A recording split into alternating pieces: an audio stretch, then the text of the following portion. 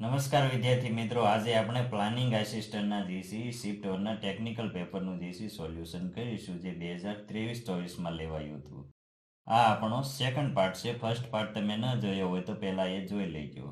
મિત્રો, વિડીયો શરૂ કરતા પહેલા જો તમે અમારી એપ્લિકેશન જીસી ડાઉનલોડ ન કરી હોય તો કરી લેજો. એપ્લિકેશનમાં અમે સિવિલ એન્જિનિયરિંગને લગતી તમામ એક્ઝામની ટેસ્ટ સિરીઝ મૂકીએ છીએ, જેમ કે GPSC, planning assistant, EE, MGVCL, work assistant. દરેક એક્ઝામની ટેસ્ટ સિરીઝ તમને અહીંયા મળી રહેશે. તો ચાલો મિત્રો, વિડીયોને શરૂ કરીએ.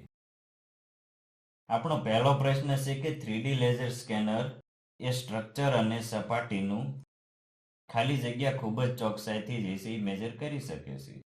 તો મિત્રો, ઓપ્શન પરથી તમને ખબર તો પડી જ ગઈ છે કે 3D લેઝર સ્કેનર એ કઈ ડેન્સિટી, ફોર્સ કે સ્પેસિફિક ગ્રેવિટી મેજર કરવા માટે નથી યુઝ થતું. તે કોર્ડિનેટ મેજર કરે છે. માટે આપણો સાચો જવાબ આવશે ઓપ્શન એ, કોર્ડિનેટ્સ.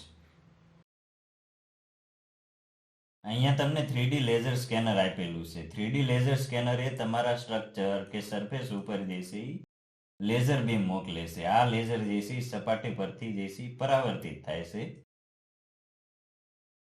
તેને આધારે આપણને જેસી સ્ટ્રક્ચરના દરેક પોઈન્ટ જેસી એના એક્સ, વાય અને ઝેડ કોર્ડિનેટ જેસી મળે છે, જેને આધારે 3D મોડેલ તૈયાર કરવામાં આવે છે.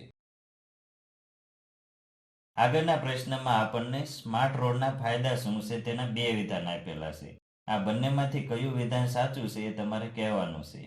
પહેલું વિધાન છે કે સ્માર્ટ રોડ ટેકનોલોજી દ્વારા ટ્રાફિકનું જેસી સતત મોનિટરિંગ કરી શકાય છે અને ટ્રાફિક જામ અને વિલંબ જેસી ઘટાડી શકાય છે. તો આ વિધાન જેસી એકદમ સાચું છે. બીજું વિધાન છે કે સ્માર્ટ રોડ એ ડ્રાઈવરને એલર્ટ આપે છે કે આગળ જેસી બર્ફીલો રોડ છે કે કન્સ્ટ્રક્શનનું કામ શરૂ છે કે બીજું કોઈ પણ ઓબ્સ્ટ્રક્શન છે. તો મિત્રો, આ વિધાન પણ એકદમ સાચું છે. માટે આપણો સાચો જવાબ આવશે option C, both A and B. આગળના પ્રશ્નમાં તમને મિત્રો ડાયરેક્ટ મેથડ ઓફ કન્ટુરિંગના બે વિધાન આપેલા છે. આ બંનેમાંથી કયું વિધાન ખોટું છે એ તમારે કહેવાનું છે. પહેલું વિધાન એ છે કે ડાયરેક્ટ મેથડમાં કન્ટુર લાઇન પર આવેલા દરેક બિંદુ માટે વર્ટિકલ અને હોરિઝોન્ટલ બંને સ્થાન નક્કી કરાય છે. તો આ વિધાન એકદમ સાચું છે. બીજું વિધાન એ છે કે વર્ટિકલ સ્થાન નક્કી કરવા માટે લેવલિંગ ઇન્સ્ટ્રુમેન્ટનો યુઝ થાય છે. તો આ વિધાન પણ એકદમ સાચું છે. આમાં જે છે ડમ્પી લેવલનો યુઝ થાય છે. માટે આપણો સાચો જવાબ આવશે ઓપ્શન બી. એ અને બી બંનેમાંથી એક પણ ખોટા નથી. આગળના પ્રશ્નમાં તમને બિલ્ડિંગ મેન્ટેનન્સના બે વિધાન આપેલા છે. આ બંનેમાંથી કયું વિધાન ખોટું છે એ તમારે કહેવાનું છે. પહેલું વિધાન છે કે મેન્ટેનન્સ વર્કની ક્વોલિટી બજેટ પર આધારિત છે. તો આ વિધાન સાચું જ છે. જો બજેટ વધારે હોય તો ક્વોલિટી સારી મળે, બજેટ ઓછું હોય તો અમુક જરૂરી કામ જ સારા થઈ શકે. બીજું વિધાન છે કે મેન્ટેનન્સ વર્કનો ખર્ચો જો વાર્ષિક બજેટ કરતાં વધી જાય તો આ વર્ષે કયા કામને પ્રાયોરિટી આપી અને કયું કામ જે છે એ આવતા વર્ષે કરવું તેનો નિર્ણય લેવો પડે છે. તો આ વિધાન પણ સાચું છે. માટે સાચો જવાબ આવશે ઓપ્શન ડી. એ અને બી બંનેમાંથી એક પણ ખોટા નથી. આગળનો પ્રશ્ન છે કે કન્ટુર લાઈન જો એકબીજાથી દૂર હોય તો તે કેવો સ્લોપ ઇન્ડિકેટ કરે છે. તો મિત્રો, એ જે છે એ જેન્ટલ સ્લોપ ઇન્ડિકેટ કરે છે. જો કન્ટુર લાઈન એકબીજાથી નજીક હોય તો એ જે છે એ સ્ટીપ સ્લોપ ઇન્ડિકેટ કરે છે. માટે સાચો જવાબ આવશે ઓપ્શન બી, જેન્ટલ. અહીંયા તમને સ્ટીપ સ્લોપ અને જેન્ટલ સ્લોપની ફિગર આપેલી છે. તમે જોઈ શકો છો કે સ્ટીપ સ્લોપમાં કન્ટુર લાઈન જે છે એકબીજાથી નજીક હોય છે, જ્યારે જેન્ટલ સ્લોપમાં કન્ટુર લાઈન એકબીજાથી દૂર હોય છે. આગળનો પ્રશ્ન છે કે દિવાલ અને ફ્લોરમાં મોડરેટ ક્રેકની વિડ્થ કેટલી હોય છે. તો મિત્રો, આ માટે તમારે થોડીક વેલ્યુ યાદ રાખવી પડશે. જેમ કે હેરલાઇન ક્રેક્સ માટે હેરલાઇન ક્રેક્સ માટે 0 થી 1 mm ની વિડ્થ હોય છે.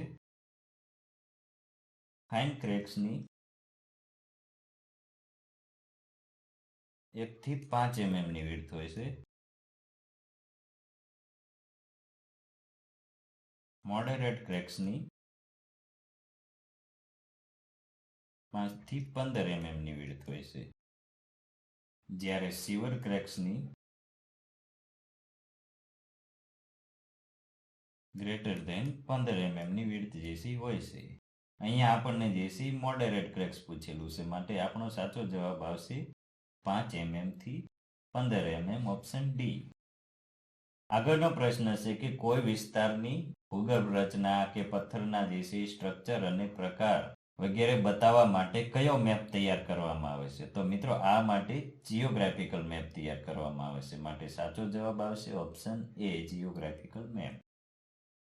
આગળનો પ્રશ્ન છે કે ઇનફ્લો પાઇપના માઉથ આગળ એવું તે શું લગાવવામાં આવે છે જેથી કરીને પાઇપમાં નાના મોટા કચરાની એન્ટ્રી જે છે રોકી શકાય? તો મિત્રો આ માટે એક જાળીદાર ફિલ્ટર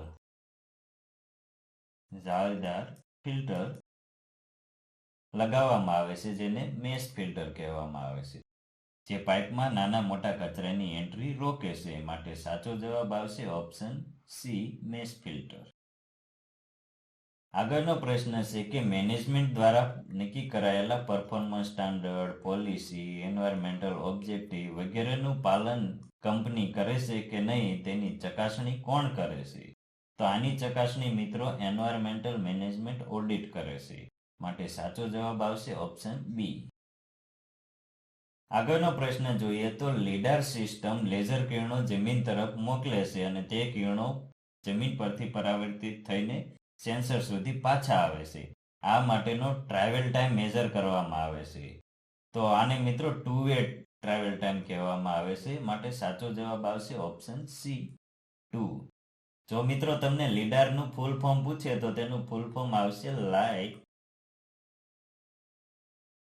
ડિટેક્શન એન્ડ રેન્જિંગ.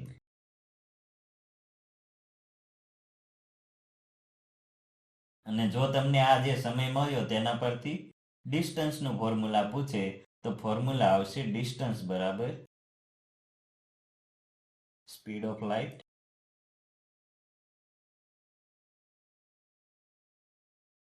ગુણ્યા ટાઈમ ભાગ્યા 2. આ ફોર્મ્યુલા યાદ રાખી લેજો મિત્રો.